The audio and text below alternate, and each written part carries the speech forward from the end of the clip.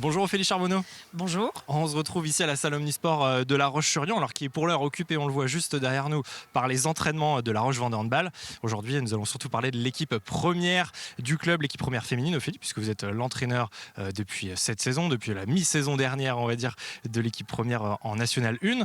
Alors, c'est le début des vacances de printemps ce week-end, mais pour vous, pas de repos. Au contraire, c'est plutôt la reprise après un long mois, on va dire, d'arrêt. Sans match, le championnat reprend ce samedi 20 avril.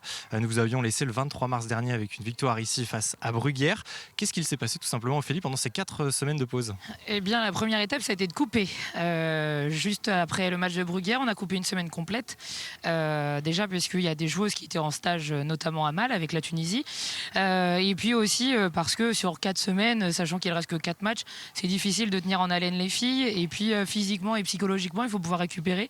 Donc on a laissé une semaine complète. On s'est retrouvés le mardi d'après pour reprendre une semaine plutôt ludique, avec beaucoup de travail sur la cohésion, essayer de remettre un petit peu la fibre du jeu, quoi, de la gagne, sur des petits exos très, très ludiques et pas du tout handball les 3 quarts du temps. Et puis la semaine dernière, on a commencé à remettre l'activité handball vraiment au cœur des séances. Et puis là, depuis lundi, on prépare le match de samedi. Et est-ce qu'une longue période comme ça, sans match, c'est plutôt une chance ou alors au contraire une épine dans le pied à la fin de saison? Ouais, là ça se répète.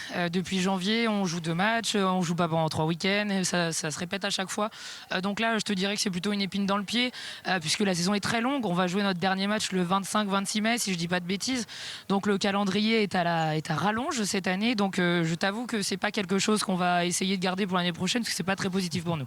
Alors Ophélie Charbonneau, si on fait le bilan pour l'instant de ces 3 quarts de saison, 18 journées, 12 victoires, 2 nuls et 4 défaites. Vous êtes 3e à égalité de points avec Rochechouart-Saint-Junien. 44 unités pour les deux équipes. L'objectif du début de saison, être dans le top 3. On y est, c'était l'objectif.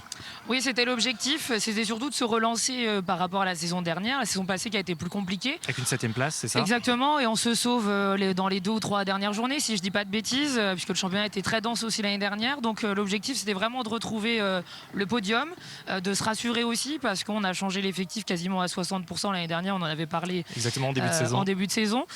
Donc on avait besoin de se rassurer et aussi de préparer la saison suivante qui va être notre cheval de bataille, en essayant de se diriger vers une possible montée. Mais on est plutôt dans le vrai, on a plutôt réussi notre saison, il reste encore 4 matchs. Donc on essaye de tenir les filles sur cet objectif d'aller chercher cette 2e place. Donc on va en parler justement de ces objectifs pour la fin de saison. Samedi soir, donc retour sur les parquets de N1, 19e journée, ce sera sur le terrain de la réserve des Neptunes de Nantes. Quel match vous vous attendez, Ophélie, avec vos joueuses pour cette reprise? Un match plutôt piège, puisque c'est un centre de formation, donc on ne sait jamais sur quoi s'attendre.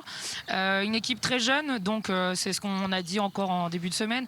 Il ne va pas falloir leur laisser beaucoup d'occasions de pouvoir nous passer devant. C'est un petit derby aussi, il ne faut pas l'oublier. Alors même si les jeunes de Nantes n'ont rien à voir avec tout ce qui a pu se passer avant, c'est quand même un derby.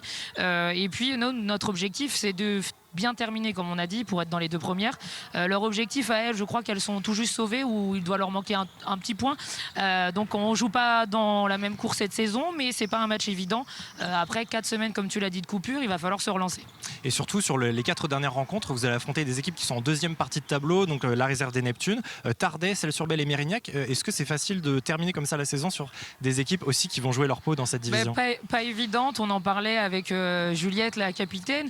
On se dit, jouer le haut tableau c'est difficile parce qu'on joue tous les mêmes places, mais jouer le bas de tableau c'est pas évident non plus, parce qu'il y a des équipes qui veulent encore se sauver.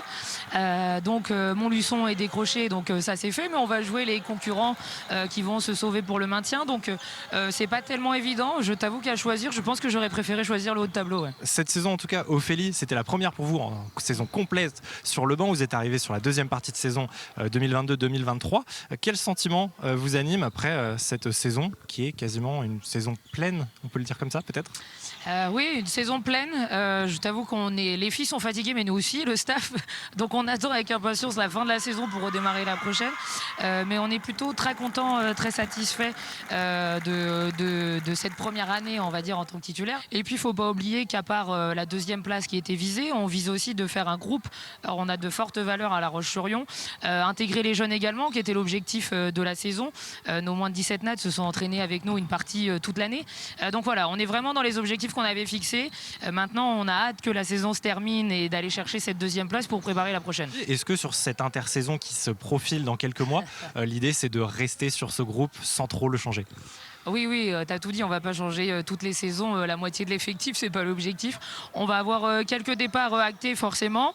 On a déjà vu toutes les filles en entretien. On a officialisé trois nouvelles recrues déjà sur des postes clés, donc on va pas essayer de chercher à faire de la masse, absolument pas. On va essayer d'optimiser le groupe qu'on a déjà et d'aller chercher de la plus-value sur des joueuses qui n'ont pas les caractéristiques des nôtres à l'heure actuelle. Donc on a été recruté une ailière droite et une ailière gauche. Une ailière droite pour seconder Lilou, qui en avait grand besoin cette année, qui était toute seule mais qui a fait une super saison. Et puis aussi sur la base arrière où là on va vouloir ramener un petit peu plus de joueuses, notamment sur l'aspect puissance physique, athlétique, et puis des joueuses qui ont vu un autre niveau aussi. Et comment est-ce que vous expliquez, Ophélie, que la mayonnaise elle est prise aussi rapidement, parce qu'il y a eu des très belles séries pendant cette saison, notamment 8 matchs sans défaite, avec un effectif qui était tout jeune et surtout qui ne se connaissait pas. Comment est-ce que vous expliquez ça? Je sais pas, je pense qu'il y a aussi le fait de porter le maillot de La Roche-sur-Yon. Ça doit faire plus de 12 ans que je suis ici. Je l'ai porté aussi et je pense que toutes les saisons se suivent et se ressemblent. À chaque fois qu'on met le maillot, les valeurs du club et les ambitions sportives suivent. Je pense que la mayonnaise a prise parce que les anciennes sont là-dedans aussi, elles sont dans la transmission. Les jeunes ont faim d'apprendre et puis les joueuses qui venaient de l'extérieur avaient tout approuvé et envie de se mêler aussi à ce projet sportif mais aussi ce projet humain. Avant tout à La Roche-sur-Yon c'est un projet humain. Vous l'avez bien dit, Ophélie, objectif top 2 pour la fin de saison. On sait aussi que la montée en D2 féminine c'est un objectif à court terme du club. Alors seule la première équipe de la poule peut accéder à l'échelon supérieur. Pour l'heure au classement, le seul leader c'est Bergerac avec 7 longueurs d'avance. Est-ce que 7 points c'est trop ou alors rien n'est impossible et pourquoi pas, on verra bien.